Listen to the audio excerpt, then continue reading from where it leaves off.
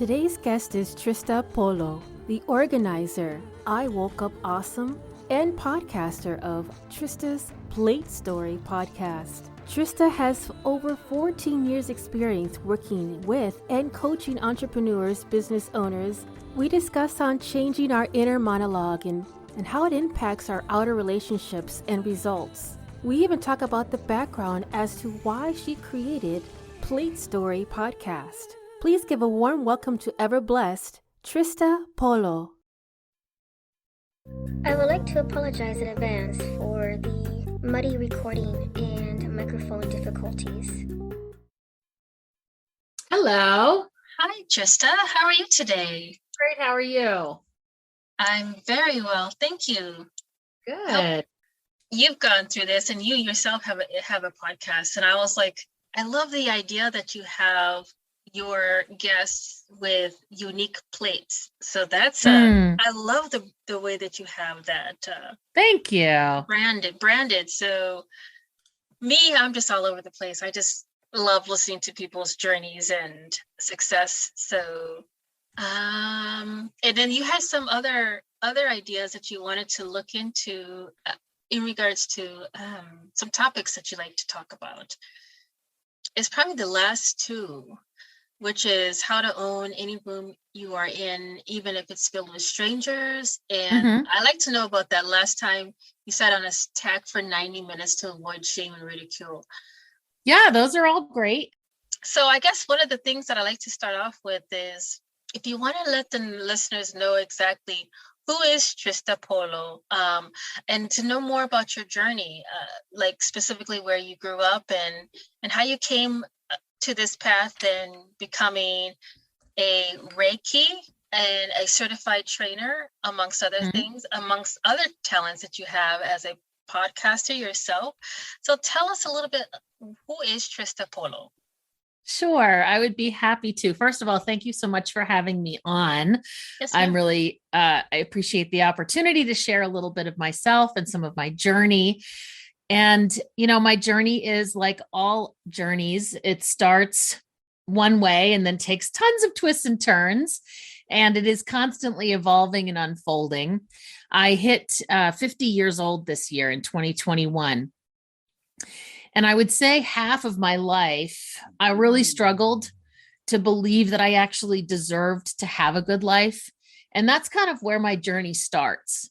I had a lot of questions about my own worth, and a lot of the things that I've done, including becoming a Reiki master, have been to figure out who I am and what contribution I can bring to the world.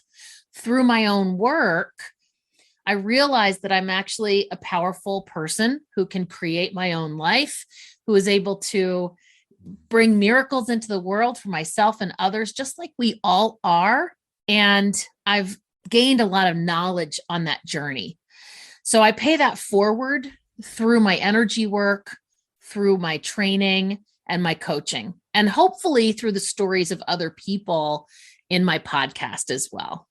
Oh yeah, that's and like I said, I love the way that you branded your podcast, dealing with plate stories. I love the way that you played on words on that. And if only I had a customized plate, I probably would your guest, but then for sure I wouldn't have much to say because I would be nothing but crickets in the background. Because I think when it comes to me being an actual guest, people have invited me to be a guest, and I'm like, I shrug it off because I still don't know about me just talking like 45 minutes just about myself. I don't know, but I am so glad to be in the position where I have wonderful guests like yourself, Trista, to kind of give me a glimpse of your journey. And so I had a couple of questions that I wanted to start off with, and we can just kind of work our way down.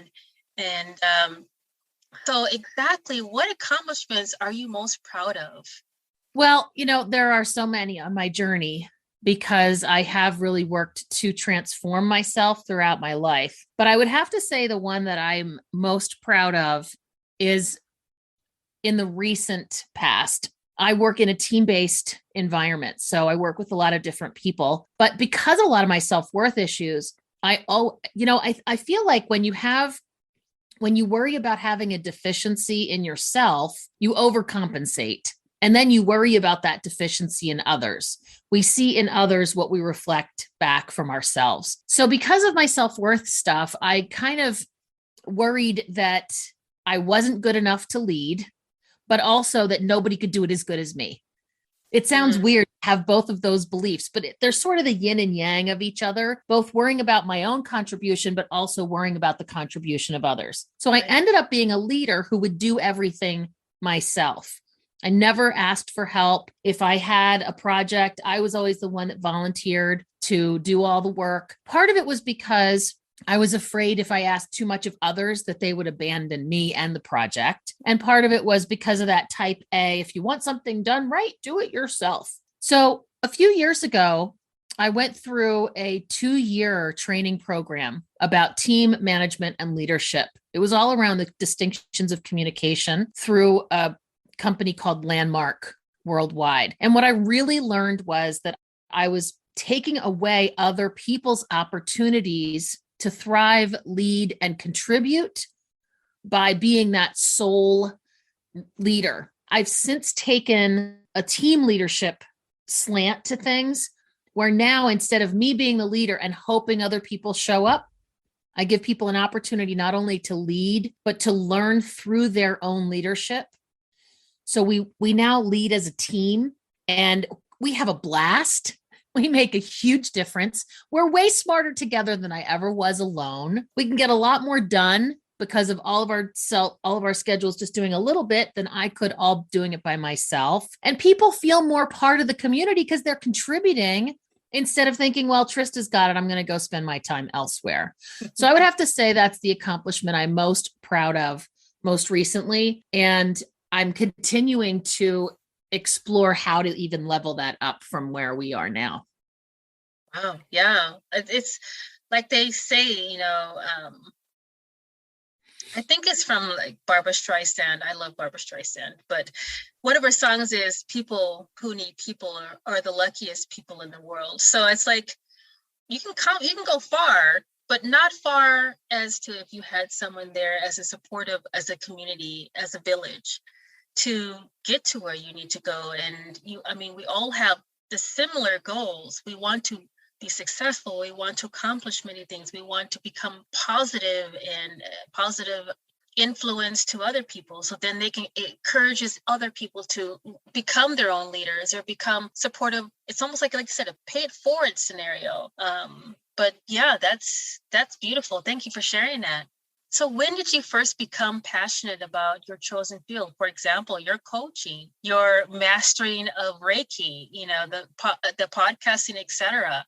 And I know you probably have done previous positions and other job opportunities to get you to where you are. But what first got you that flame of passion in your chosen present field? Well, it was sort of an accident, actually, because I never set out to be a coach, a Reiki master, or even an entrepreneur. My mother always told me I'd be a great coach, and I really resisted. I resisted this. I started embracing it when I started to realize that what I was really resisting was being responsible for other people's development and having to be on the hook to contribute to other people. I was like having so much trouble managing my own inner thoughts that to take on somebody else's felt very overwhelming. When I was able to learn how to manage and transform myself, I had the freedom to help others. So that's sort of how the coaching thing started. Being an entrepreneur, which is a huge part of who I am, that was completely an accident. I was working in a bunch of different jobs, in corporate type jobs. I have to say, more than once, I was asked by a manager or a higher level executive to choose between my integrity and my paycheck. And I'm sorry to say that I didn't always make the choice I was proud of, because I was so scared that if I chose my integrity, that I would not be able to find another job. Again, it goes back to that whole self-worth thing. It's such this thread throughout so much of the first part of my life. I decided to create my own income through entrepreneurship, through my own company, so that I could know that my integrity was what ran the ship, what sailed the ship.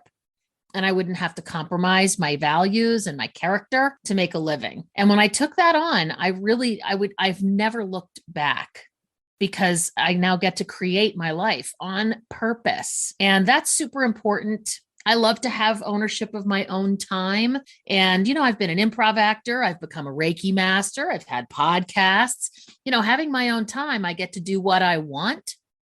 But I have to say, in this year, 2021, that has taken on a different slant, because I've had a few different family members with difficult health situations, and I was able to drop everything. My love language is quality time. And so I'm the person that says, you're sick, you need something, I'll be right over. Right? I'm the all in the moment kind of friend or family member. And so I was able to have the freedom to do that this year. And that's priceless to me. You've mentioned the Reiki master a few times. I don't practice it as a profession. I don't have Reiki clients. I'll tell you what Reiki is just for your audience in case they're not familiar. So Reiki is an exchange of energy. So I have been, my Reiki has been turned on. And so I'm able to gift energy to other people. And I can do it through a series of chakra cleansings, and there's certain symbols that go with it to help move the process along. It releases and clears and heals the energy flow of your body. And being a Reiki master means I've gone through 3 levels of training, and I can not only do Reiki on myself, I can perform it on other people, and I can actually teach other people how to be Reiki practitioners. I did the Reiki thing because I was really intrigued by the energy of humans, that there's energy in everything. And it was the beginning of my exploration of that.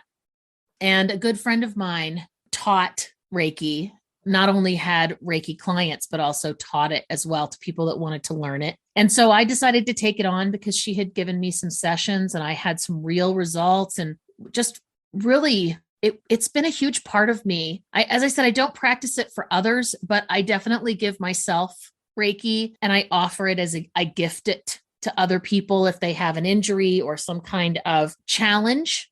I'll offer some energy healing to help them to heal more quickly. I've recently become an Access Consciousness, Access Bars practitioner. And again, that's energy as well. Instead of gifting energy out, you're actually releasing energy for people through 32 points on their head. And again, just like we are all energy. And if we can clean, cleanse, heal, release, unstick it, it makes the whole process of living and growing a lot easier, more freedom and ease, I believe in. So I think I touched on all the pieces, but the bottom line is that my journey has been to create my life on purpose, be as big a contribution as I can to help other people win, whatever winning looks like to them. And as I've grown in my own self-worth, I think it's super important for us to pay that forward when we have worth and belief in ourselves. To have other people see that in themselves is really a huge gift we can give each other. And I have a mantra that I love, which is, I believe I deserve all the best life has to offer, and I was created with the ability to achieve it. And I think that's true for all of us, that we all deserve all the best life has to offer. And we were created with all that we need to achieve anything we want in life. Wow. Yes. Thank you so much. Because I definitely think that I would probably benefit from that. Me, myself, I have a lot of, I guess, interference with my energy. And and I know there's a lot of people out there who are having a similar, especially with the whole thing that's been going on with our pandemic. It's just fluctuating, and we're losing loved ones in the process, which gives us more stress, and we're losing jobs, and that gives us more on top of more. The care of myself and my health and my spirituality has been put in the back burner, because being a single mom with 3 boys and having 4 jobs and that just becomes second to, non-existent in my mind. So it's just, I would definitely benefit from this. And I think that was one of the things I wanted to ask you, because I think it was, you did say it was called, is it called bar access or access bar? Access bars. Mm-hmm. Access bars. Okay.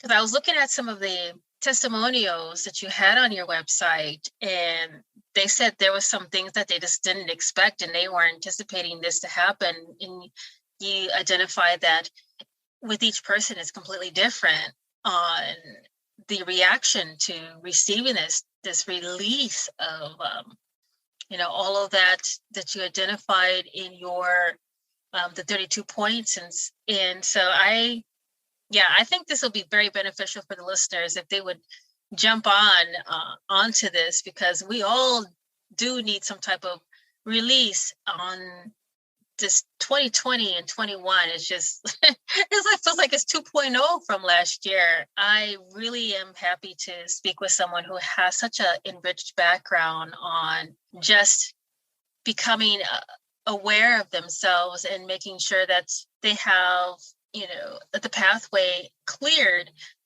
and knowing that they have the ability to be successful and no blocked roads on their spirituality and, their journey. So, I have a quote on my website, and it's a quote I really love. I don't know if it's my favorite. And then the more I started to think about, well, why did I choose it? Why did I choose it for my website? I had some really wonderful ahas about it. So I'd love to share that if that would be okay. Yeah, absolutely. Yeah. Tell me about your favorite quote. So my favorite quote is from a woman named Allison Partridge. I had not heard of her, but the quote goes like this: "Don't look any further than your own reflection for a hero." And so there's a couple reasons that I realized that really that quote resonates with me. The first thing is, when I was a kid, my dad would always say, "You're the hero of your own story." And I didn't really understand what he meant at the time. My dad, he was pretty young when I was born. Both my parents were young when I was born. And he did a lot of work on himself and started planting seeds of Swami lessons, he would call them, transformational conversations about mindset, positivity, how you look at the world. And he would always say, "You're the hero of your own story." And I didn't really understand what it meant for a long time. But I realized as I've done all this work for myself that I'm 100% responsible for every area of my life. And that occurred to me like a burden when I first heard it. Like, I'm 100% responsible. Oh my gosh, that's like responsibility. That's this big, heavy weight I have to carry around. But as I started to distinguish it through the work that I've done, being 100% responsible means that I'm fully in charge, which is actually giving me absolute freedom to choose. If I'm in a situation where I'm uncomfortable, anxious, stressed out, wanting to be anywhere else, etc., I did that. I put myself there. I said yes to the invitation. I picked up the phone and took the phone call. I responded to the inquiry. I'm in that situation because I put myself there. And as soon as I'm willing to own that, now I have more choices. I can choose to stay. I can choose to make a pivot. I can choose to go. So this hero's journey thing really stuck with me. The other thing is, I think the reason that when I was a kid, my dad would say, "You're the hero of your own journey," is I really didn't believe I deserved a happy ending, that I was ever going to be good enough to be the hero. We look at ourselves as flawed individuals because when we're growing up, we hear a lot of ways that we're not as good as our siblings. We're not as good as our parents were. We're not good enough for God. Like, whatever our parents and teachers and society tells us to try and keep us within societal norms, right, so that society works. But it creates areas that we criticize and judge ourselves. And my website, as you know, is iwokeupawesome.com. And, I believe that we woke up perfect just as we are, with nothing to be fixed or changed. We each are powerful beyond measure. We deserve a happy ending, and we are strong enough to handle anything that comes our way if we're just willing to take responsibility for who we are in the situation and how we act. So that's my quote. I think what I'd said before, I deserve all the best life has to offer, that's actually a mantra, an affirmation that I say that was also a gift from my dad. He was kind of my spiritual guide as I was growing up. So I give him a lot of credit for my journey. But I wanted to share that because it just was really profound for me. And I thought maybe it could make a difference for others. Yeah, that's beautiful. Thank you. And I am so happy that you had a very inspirational father to kind of guide you spiritually through your life, because that's one of the things that I think a lot of children would love to have. So you had an awesome role model. And yes, yeah, he seems like an awesome guy. Awesome. And you made a wonderful, strong woman in the process. So that's a all around win-win situation. So yeah, definitely. That's right. Yeah.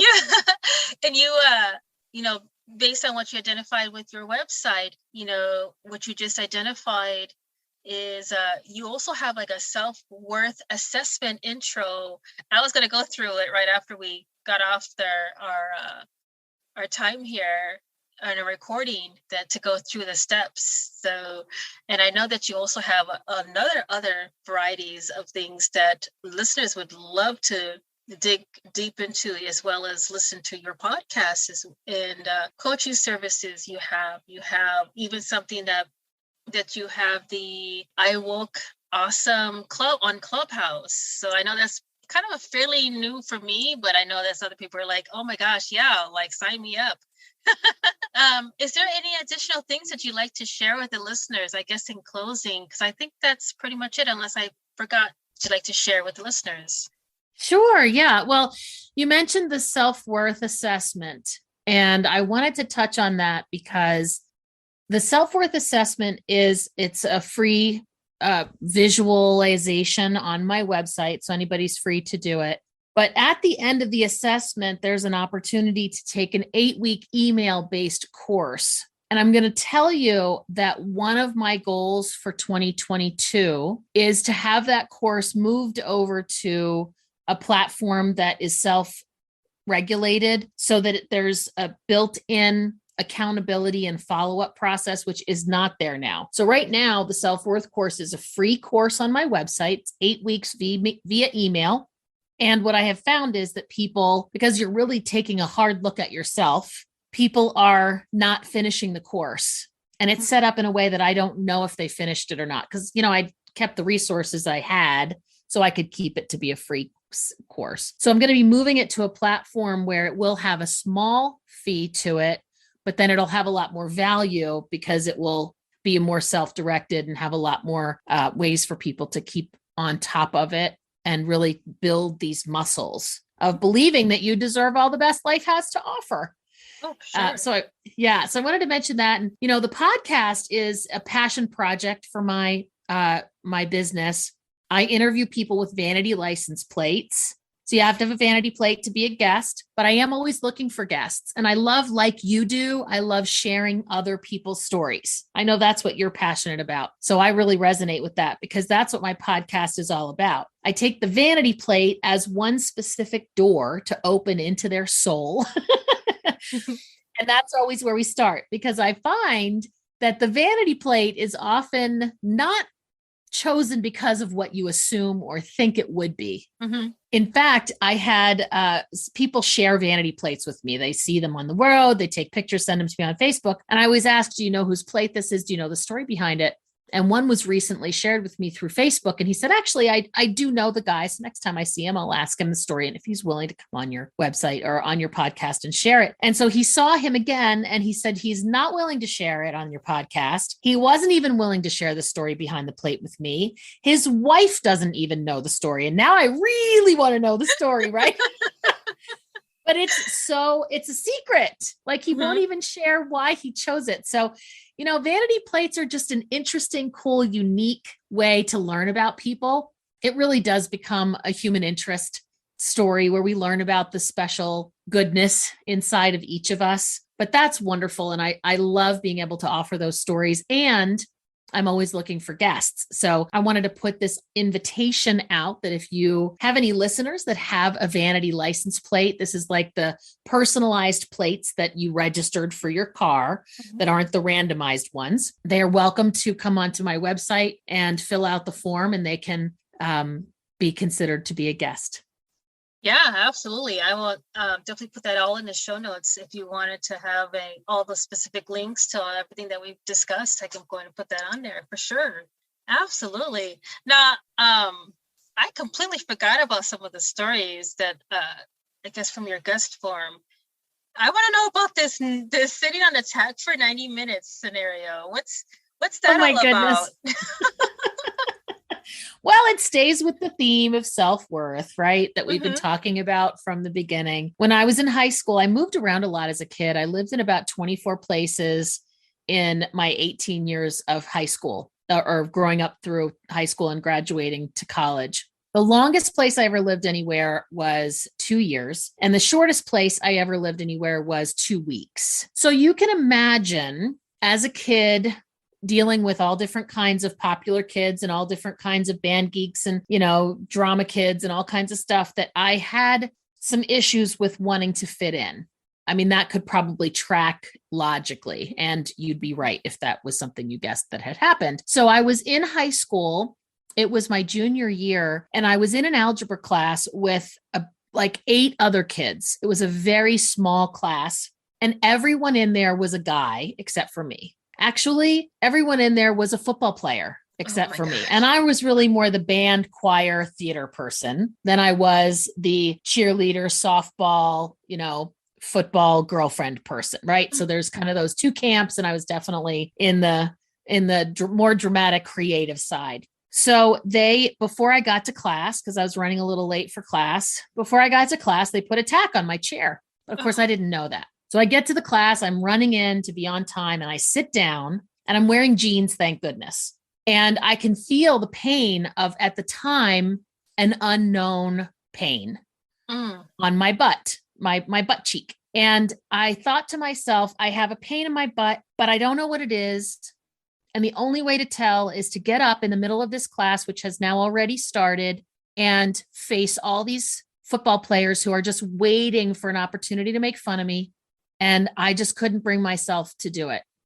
Oh, wow. I was so embarrassed. I had so much shame over bringing attention to myself that I just sat on that tack for the entire class. And it was a 90-minute class. And the whole time, these guys are looking at me, they're snickering, they're waiting, they're wondering. I have to tell you, though, I think looking back on it, that I did more good for myself powering through the pain than I would have if I'd gotten up and been a girl, like, oh my God, you had to tell it, because that's what they were hoping for. They were hoping to embarrass me, belittle me, make me feel silly, get a girl reaction, maybe crying, running out of the room. Like they were looking for some kind of rise out of me. Wow. Yeah.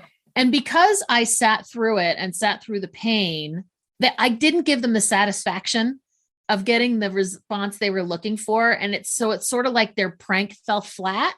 So in that way, I consider it a win because they didn't get anything over on me. But it is a story that shows how little I was willing to stand up for myself and how much I was afraid of the opinions of others. And those are still things that I deal with today on the harder days. Because I think that the things that we learn about I saw something on Facebook just today. It was something like, it's hard to give up your demons when they used to be the only thing that comforted you. Right. And I think this was talking about alcohol as a dependent thing. But I think worrying what people think, being scared of having the spotlight on you, all that stuff is the same kind of, those are your demons too. Yeah. And so there's comfort in, there's safety in not being seen, not standing up for yourself. And, it's a journey. We all have them. I'm still a work in progress, but those demons are always going to be with us. Even when we transform how we respond to them, they don't really ever go away. Now, most days, I can say, thank you for sharing. I kind of see it like a teddy bear that I can just say, thank you for sharing. And I pick it up and I just put it over here. So I can't get rid of it completely, but now it's over to the side so I can get some work done. Right. Wow. Yeah. Yeah. Like you said, we are all a work in progress. And sure. I completely agree on that. But when it comes to the demons, demons are different analogies and different perspectives and different levels of a person's life. And I think I would have been sitting right next to you if I was the other girl. If they decided to do attack, I would have done the same thing too. We would have stared at each other like, who's going to give in to this prank? Is it you? No, we're going to, yeah. So I'm dealing with that too. I think as I got older, I just said, you know what, this is not only I'm no longer a single woman, I have children. So those are the examples that I have to express if I want my children to understand that they can't be that with the girl with the reaction, with the, falling for that prank. You stand up for who you are. Don't give in to the bullying. I mean, that's all different levels. I mean, that can be in the workforce. That can be in the workplace currently. Yes, there's a lot of bullies and, on different levels of our lives. And sometimes we become bullies to ourselves because you're like, you'll never accomplish anything. How dare you think you can be better and you deserve better? But because that is considered a demon. But like you said, I really agree with that. They always will be there, but you feel like the demons are not as scary as they are, knowing that you've identified who they are, what they are, and where their place is on the shelf, or so yeah, I love that. I don't love that you went through that, but I love the idea that you did stick up for yourself, and it seems so minute at the time, but it really shows that you've used that same type of energy throughout your life in different situations. So that's beautiful. Thank you for sharing that with me. So I just wanted to know, I just wanted to know exactly what that was about, because I'm like, I wonder if that has something to do with, like everything is based on instances or scenarios of our childhood. For sure. And to have a building block, using something that was considered almost destructive if you went one way, you made it as successful and a purpose for your journey another way. And I love to hear that women always seem to find the right direction with anything that comes their way. They will find a way to paint it gold in a sense, So thank you so much again. And I think we're good. Yeah, I mean, I've just really enjoyed being here and sharing a little bit of my story. We are all on a journey. We probably all have a version of the sitting on attack story that's just my personal story. And everyone's story deserves to be told. Mm-hmm. And it is when we are willing to tell our stories that they no longer own us. Right. So I would say my final words would be, don't leave your light off, hidden in a closet. Like, turn it on, shine it bright, let other people see who you are, because there are people out there who need to see you being your best self so that they have the courage to be their best self. Mm-hmm. Absolutely. Absolutely. Thank you. I'm just getting emotional because I know I've heard this story, but in different ways with so many people. So yes, thank you again for sharing that. And it's been an honor, Trista, to have you here. Such a pleasure. Thank you for having me. Yes, absolutely. Thank you. Bye-bye. Bye. Thank you for listening to Noise Palooza Podcast. And if you enjoy listening to my podcast, please don't hesitate to give me a 5-star rating on Apple or Spotify. Also wanted to give a shout out and thank you so much to all my guests, past, present, and future. And stay tuned for the next upcoming episode on Fridays.